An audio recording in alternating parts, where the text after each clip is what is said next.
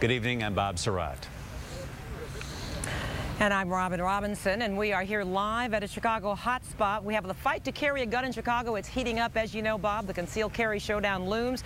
We're live from a hotspot, and we don't mean that in a good way, with a special edition of Fox 32 News. Since Wednesday night, 78 people shot, 14 dead. So far this year, 207 people murdered in Chicago. As you said, another explosion of gun violence has Chicago at the tipping point tonight. The issues are very complex. The challenge is great. We've talked about all of this way too often before. The violence exploding across the part of the city where I am right now, in the Inglewood neighborhood and on the west side and in Lawndale, particularly violent. The victims have ranged from young children to a 72-year-old woman. We have team coverage for you, Mike Flannery, on the upcoming concealed carry showdown and the impact allowing residents to carry concealed loaded guns could have on the violence. Craig Wall on the pressure mounting on police bosses, what they're trying to do about it, and Amber Walker on a new social media crime-fighting tool. Can police tweet their way to a better situation? First, the looming showdown just hours from now over concealed carry gun legislation in Illinois. Mike Flannery is back in the newsroom for us with the latest on that. Mike. All right, Mike, sounds like at the very least people could plead confusion if they get stopped in carrying a weapon. Not that it would make much difference, many would argue, for the type of illegal activity that we really worry about with gun violence this holiday weekend, plagued by that type of violence. Today, the police superintendent expressed, in his words, disappointment. Some people might think that's an understatement, the number of murders we've had, but really this year's shootings and murders are down significantly from last year, citywide. But the public perception, which does count, remains that Chicago is a dangerous city. Craig Wall is live at police headquarters, where the superintendent says that he still has the mayor's support. And I'll have more live from Inglewood coming up at the bottom of the hour, including the significance of the location that I'm reporting live from right now tonight. You may not recall what happened here a few years ago. We'll talk about how that plays into the death of a community's vibrancy.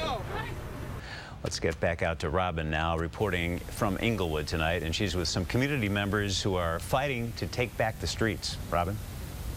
That's right, Bob, because the alternative is way too depressing. They've got to make a change here in Inglewood. I'm standing here on the corner of Halsted and 66th Street, and a few years ago we were here as well, but it was for a very terrible reason. There's a Church's Chicken restaurant behind me that in December of 2011, 5 people inside were shot, 2 people were killed in what apparently was an altercation that started outside and then moved into the restaurant.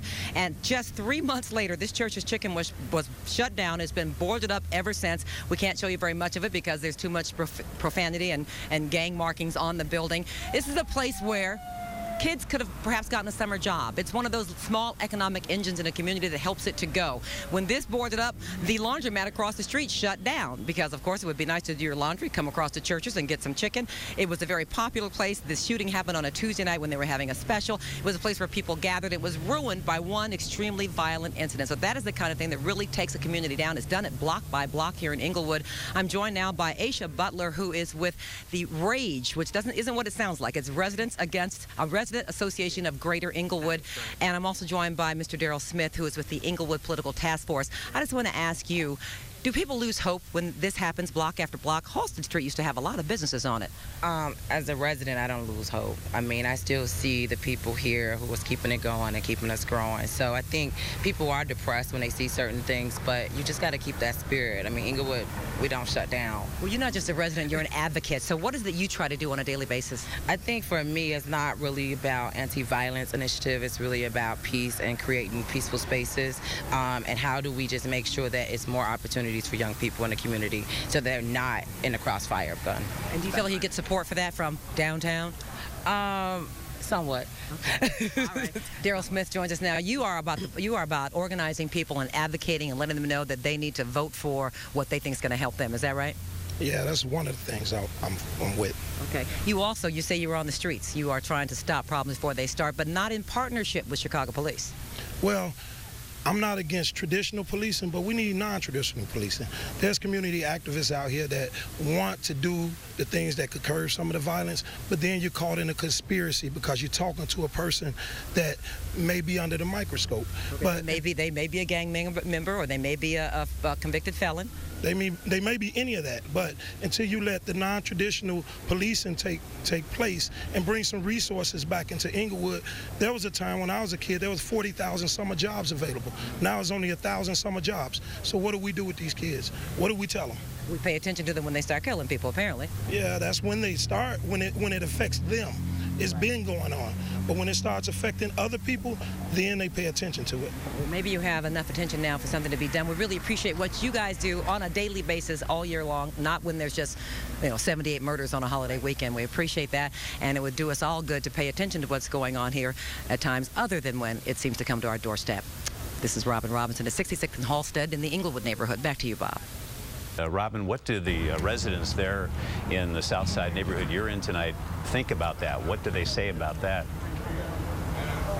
You know, Bob, the residents here are looking for all kinds of solutions, people looking in different ways. We've talked with people from 4 different community-based organizations: Teamwork Inglewood, West Inglewood United Organization, Resident Association of Greater Inglewood, as well as the Inglewood Political Task Force. And I got to tell you that they are not thinking that the Twitter idea is going to work. People are afraid it won't be anonymous. They also are divided on the concealed carry idea. They say, you know what, if the bad guys have guns, why can't law-abiding citizens have guns? They don't have much faith in the idea that more policing is going to be the answer. They don't seem to have much faith in the police. They say it is not a police problem, it is a social problem, and that there needs to be jobs, there needs to be counseling, there needs to be something for these young people to do in the summertime.